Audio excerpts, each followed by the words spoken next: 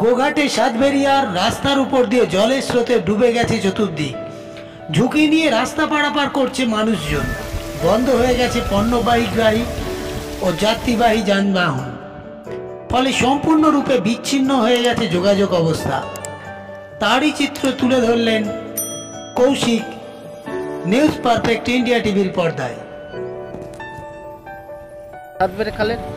সাতবেরে খালের পরিস্থিতি বিপজ্জনক অবস্থায় মানুষ এখন পারাপার করছে। আপনারা দেখতে পাচ্ছেন এখানে অনেক মানুষ জড়ো হয়েছে।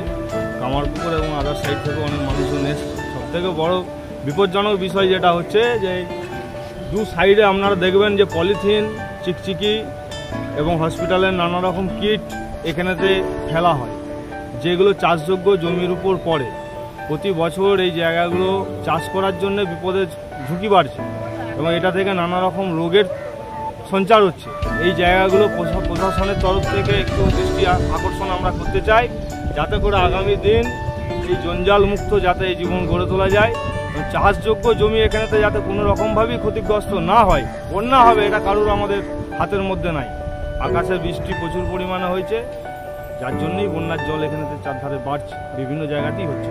এখানেই তো মানুষ ভেসেও গেছে আগে। হ্যাঁ, গত কয়েক বছর আগে এখানে মানুষের মৃত্যু ঘটেছে এবং এই অসাবধানতার জন্য এখানে পরিস্থিতি বিপজ্জনক অবস্থায় মানুষ লোকজন পেরোচ্ছে দেখতে পাচ্ছি। প্রশাসন কি কোনো ব্যবস্থা নিয়েছে? প্রশাসন এখন পর্যন্ত আমরা যেটা দেখতে পাচ্ছি কোনো ব্যবস্থা কখন কিছু করেনি এবং আরও কঠোরভাবে প্রশাসন এখানে ব্যবস্থা নিক। এবং সর্বোপরি যেটা হচ্ছে যে পোলটা যেটা করা হয়েছে, পোলটা কিন্তু অবৈজ্ঞানিকভাবে হচ্ছে। এই পোলটা আরও হাইট করে করা উচিত ছিল।